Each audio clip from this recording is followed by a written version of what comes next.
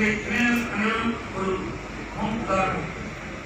அவர்கள் பல்வேறு சமூக பணிகளை மிகுந்த உத்வேகத்துடன் பொதுவாக ஈடுபடுவதற்கு எல்லாம் எடுத்துக்காட்டுவதாக குறிப்பிட்டு சொல்ல வேண்டுமானால், நான் பிறந்த திருநெல்வேலி மாவட்ட விவசாய மக்கள் காலமெல்லாம் பயன்பெறும் வகையிலே 30 ஆண்டுகளுக்கு மேலாக செயல்படுத்தப்படாமல் இருந்து வந்த நாங்களே கட்சியாளர் திட்டம் தொடர்பான வழக்கில் உச்சநீதிமன்ற தலைமை நீதிபதி அமர்வு முன்பு நேரில் தோன்றி வாதிட்டு ஒரு கால வரைக்குள் திட்டத்தை செயல்படுத்த நீதிமன்ற உத்தரவிட்டிருக்கிறார்.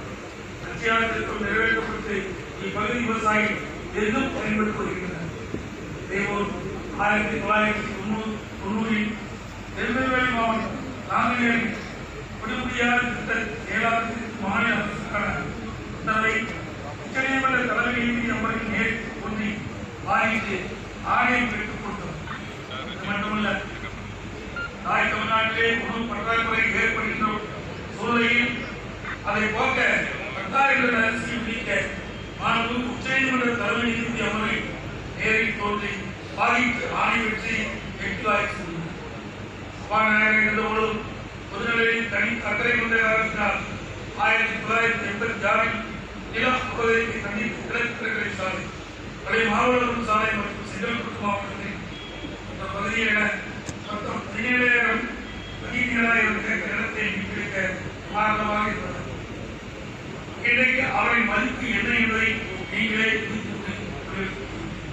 திருநெல்வேலி மாவட்டம் கோவிந்தவேல் தனது சொந்த கிராமத்தில் மனோன்மணியும் சுந்தரனார் பல்கலைக்கழக கல்லூரி கட்டுவதற்கு 5 லட்சம் நிதிக்கான 5 ஏக்கர் நிலத்தை நன்கொடையாக கொடுத்தார். தற்போது அந்த கல்லூரியில் 1500க்கும் மேற்பட்ட இளங்கலை மற்றும் முதுகலை மாணாக்கர் சிறப்பாக கல்வி பெறுகிறார்கள்.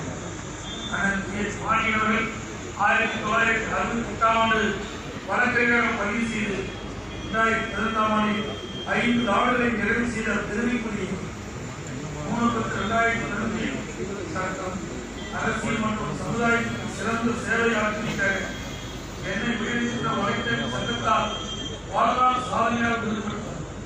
அதனைத் தொடர்ந்து